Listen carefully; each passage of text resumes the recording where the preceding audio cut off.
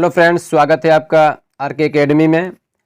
आज बात करेंगे सूक्ष्म शिक्षण के जो घटक चल रहे हैं उसमें हम पहुंच गए हैं पाठ प्रस्तावना कौशल पे। पिछले वीडियो में हमने देखा कि किस तरीके से शैक्षणिक लक्ष्य लेखन कौशल का प्लान बनेगा। आज हम लोग बात करेंगे पाठ प्रस्तावना कौशल की। पाठ प्रस्तावना कौशल, इसमें छात्रों के पूर्व ज्ञान के आधार पर नवीन ज्ञान ग्रहण करने का प्रयास करना होता है। इसमें प्रश्न पूछने की विधि को प्रमुखता दी जाती है, क्योंकि प्रश्नों से छात्रों की मानसिक ज्ञान या छात्रों का मानसिक ज्ञान जागृत होता है। इसमें क्या होता है, 4 से 5 प्रश्नों को छात्रों से पूछा जाता है। अब देखिए इसमें क्या है, इसमें क्या कहा जा रहा है, 4 से 5 प्रश्नों को छात्रों से पूछा जाता है। आप यानी कोई भी छात्र अध्यापक अपना एक टॉपिक विषय लेगा, ठीक है ना, उसमें से एक टॉपिक लेगा, उस टॉपिक के बारे में कुछ प्रश्न बनाएगा। वो बच्चे के पूर्व ज्ञान पर आधारित होंगे। एक एग्जाम्पल यहाँ पर है, देखिए किस तरीके से प्रश्न वो बनाए जा रहे हैं। ठीक, तो इसमें क्या है, छात्र अध्यापक कथन, यहाँ पर लिखा है छात्र कथन, यानी आप पढ़ाएंगे, बच्चा उसका आंसर देगा। तो सबसे पहले छात्र अध्यापक ने एक प्रश्न किया, हम लोग भोजन में क्या क्या खाते हैं। बच्चे ने आंसर किया। 10-12 बच्चे क्लास में बैठे थे, 2-4 बच्चों ने हाथ ऊपर उठाया, तो आपने किसी बच्चे की ओर इशारा किया, हाँ बताइए बेटा, आप बताइए आंसर। तो बच्चे ने उत्तर दिया, रोटी, चावल, दाल, सब्जी आदि। फिर उसके बाद आप क्या कर रहे हैं, अगला क्वेश्चन आप फिर कर रहे हैं, रोटी किस चीज़ से बनती है। बच्चे ने फिर आंसर किया, रोटी गेहूं से बनती है। आपने अगला क्वेश्चन किया, गेहूं कौन उगाता है। बच्चे ने आंसर किया, गेहूं किसान उगाता है। आपने फिर एक क्वेश्चन किया, किसान क्या कार्य करता है। बच्चे ने आंसर किया, किसान कृषि के कार्य करता है। आप फिर एक क्वेश्चन पूछ रहे हैं, कृषि कैसे की जाती है। छात्र मौन रहते हैं। ठीक, अब देखिए क्या इसमें एक बहुत ही खास बात, जो प्रश्न पूछा जा रहा है, जो बच्चा आंसर दे रहा है, ठीक है, उसी आंसर से अगला क्वेश्चन यहाँ पर किया जा रहा है। बहुत खास बात आपको ये ध्यान रखना होता है। प्रॉब्लम में यहाँ पर जो प्रस्तावना प्रश्न है, इंट्रोडक्टरी क्वेश्चन जो होते हैं, उनमें सबसे खास बात यही होती है कि जो प्रश्न आप करेंगे, जो बच्चा आंसर देगा, उसी आंसर से अगला क्वेश्चन हमें क्या करना है, तैयार करना है। देखिए सब में वही हुआ है। यहाँ पर पहला देखिए कि हम लोग भोजन में क्या क्या खाते हैं। ध्यान से देखिएगा, कोई जल्दी नहीं, बहुत आराम से। हम लोग भोजन में क्या क्या खाते हैं। देखिए क्या लिखा, रोटी, चावल, दाल, सब्जी, यही तो खाते हैं ना हम लोग। अब देखिए यहाँ पर क्या है, रोटी किस चीज़ की बनती है। इस रोटी को लिया यहाँ से, अगला क्वेश्चन बना रहा है, रोटी किस चीज़ से बनती है। तो बच्चे ने आंसर किया, रोटी गेहूं से बनती है ना। अब क्या हुआ, ये रोटी गेहूं से बनती है ना, गेहूं मिला आंसर। फिर यहाँ पर अगला क्वेश्चन किया गया, गेहूं कौन उगाता है।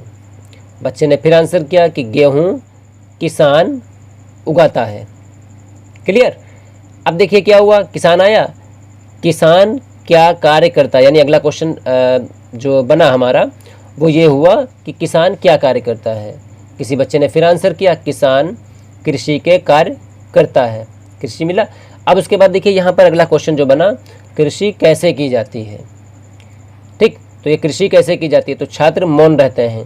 ये जो क्वेश्चन बनेगा लास्ट वाला, ये हमारा समस्यात्मक प्रश्न बनेगा, यानी ये प्रॉब्लमेटिक क्वेश्चन बनेगा। तब एक उद्देश्य कथन आप यहाँ पर एक होता है कि बच्चों आज हम लोग कृषि के विषय में अध्ययन करेंगे, है ना। तो ये इस तरीके से हमारा प्रस्तावना प्रश्न कौशल कंप्लीट हो जाता है। आपको बस 2 चीज़ें ध्यान रखिएगा, आप पहले सब्जेक्ट, उसका टॉपिक, उसके टॉपिक से आप बच्चे के पूर्व के ज्ञान पर आधारित, यानी बच्चे के पूर्व ज्ञान पर आधारित क्वेश्चन आप पूछेंगे। क्वेश्चन आप 3 कर सकते हैं, 4 कर सकते हैं, 5 कर सकते हैं, यानी 3 से कम ना हो, 5 से ज़्यादा ना हो। कोशिश करिए 4 और 5 क्वेश्चन की। और जो लास्ट क्वेश्चन आएगा, यानी चौथा या 5वां जो क्वेश्चन आएगा, वो समस्यात्मक प्रश्न होगा।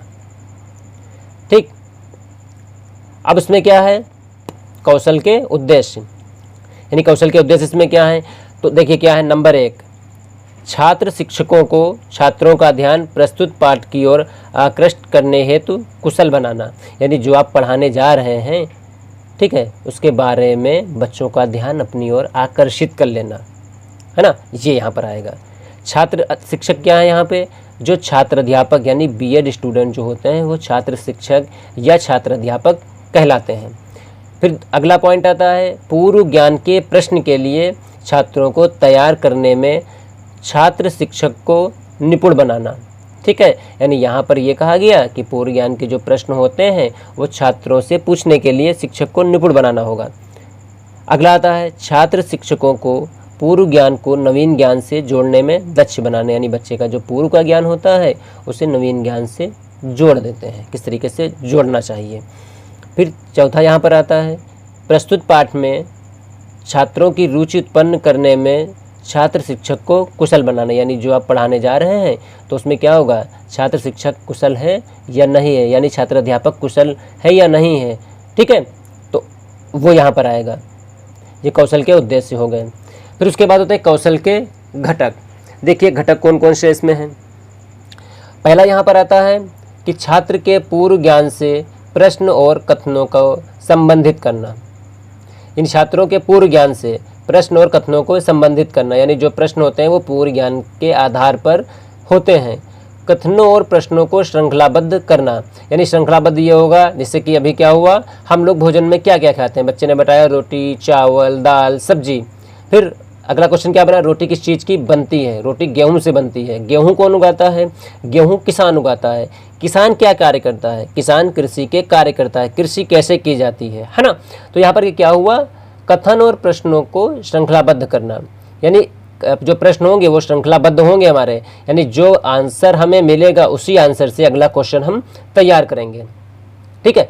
अगला देखते हैं यहाँ पर छात्रों का ध्यान और रुचि को ध्यान में रखते हुए प्रश्न प्रस्तुत करना। ये भी हमें देखना है कि छात्र का ध्यान और रुचि उसमें है या नहीं है, ठीक है, इसका ध्यान रखना पड़ता है। प्रस्तावना का प्रभावपूर्ण प्रस्तुतिकरण करना, यानी बहुत ही अच्छी तरीके से, शानदार तरीके से आप प्रस्तावना प्रश्न का जो होता है प्रस्तुतिकरण करिए।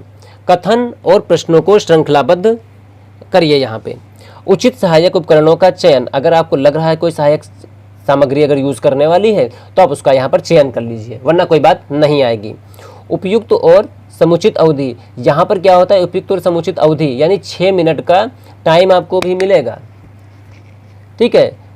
सूक्ष्म शिक्षण में क्या होता है, पाठ प्रस्तावना कौशल, यानी इसमें 6 मिनट का भी जो पहले, इससे पहले के हमने जाना कि किस तरीके से कि उसमें 6 मिनट का जो टाइम दिया जाएगा शिक्षण के लिए, है ना, तो उसमें 6 मिनट का टाइम होगा। 6 मिनट में ही आप अपने जो क्वेश्चन यहाँ पर होंगे इनको आप पूरे कर लेंगे, ठीक है।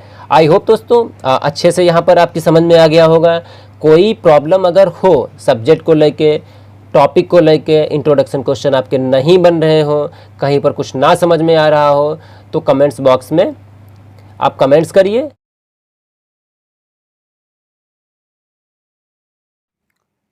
चैनल पर नए हो तो हमारे आर के एकेडमी चैनल को सब्सक्राइब करिए। वीडियो पसंद आया हो तो लाइक करिए, दोस्तों में शेयर करिए और कमेंट्स बॉक्स में हमें कमेंट्स करिए। Thank you.